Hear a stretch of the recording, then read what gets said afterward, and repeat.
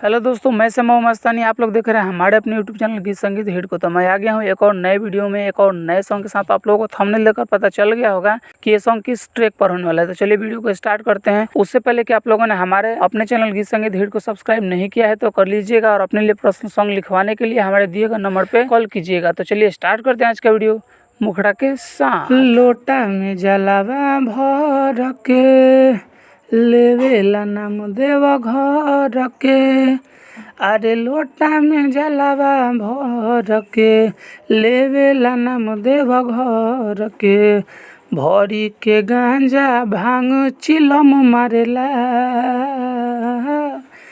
कि ढोढ़िया पजल ढारेला, अरे ढोढ़िया पजल ढारेला, भरी के गांजा भांग चिलम मारेला कि ढोढ़िया पजल ढारेला, अरे ढोढ़िया पजल ढारेला। तो ये था मुखड़ा। उम्मीद करते हैं कि आप लोगों को अच्छा लगा होगा। अगर अच्छा लगे तो एक लाइक जरूर कीजिएगा। तो चलिए चलते हैं अपने फर्स्ट अंतरे की तरफ। अरे गांजा से चिलम भरेला तो जय शिव करेला, माना करी जब जब हम खाली हमसे लड़ेला, अरे जाई के आमी सुनहु जल भरेला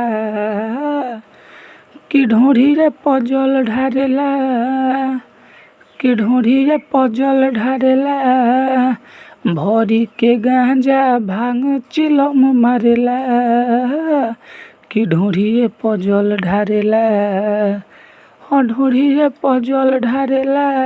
हमारा फर्स्ट अंतरा। उम्मीद करते हैं कि आप लोगों को बहुत ही अच्छा लग रहा होगा। अच्छा लगे तो एक लाइक ज़रूर कीजिएगा और चैनल को सब्सक्राइब कर दीजिएगा। और अगला सॉन्ग किस ट्रैक पर चाहिए कमेंट करके बताइएगा। तो चलिए अब चलते हैं अपने दूसरे अंतरे की तरफ। सावन में भोले के छोरी के पूजे भातार खाली ढोरी के, श्याम बाबू के भइल नासा हो तब भुअर के बिगड़ल दशा हो के कवरिया का कहीं उजी उजरेला कि ढोढ़िया पजल ढारेला, और ढोढ़िए पजल ढारेला, भरी के गांजा भांग चिलम मारेला कि ढोढ़िए पजल ढारेला, और ढोढ़िए पजल ढारेला। तो ये था हमारा पूरा सॉन्ग। अगर आप लोगों को अच्छा लगा होगा तो लाइक कर दीजिएगा, और ऐसे ही ढेर सारे सॉन्ग पाने के लिए हमारे यूट्यूब चैनल गीत संगीत हिट को सब्सक्राइब जरूर कर लीजिएगा। और आप अपने लिए पर्सनल सॉन्ग लिखवाना चाहते हैं तो हमारे दिए गए नंबर पर कॉल कीजिएगा। तो चलिए मैं जाते जाते यही कहूँगा कि गाइए और हिट हो जाइए। तब तक के लिए मिलते हैं किसी दूसरे वीडियो में किसी दूसरे सॉन्ग के साथ। तब तक के लिए नमस्कार।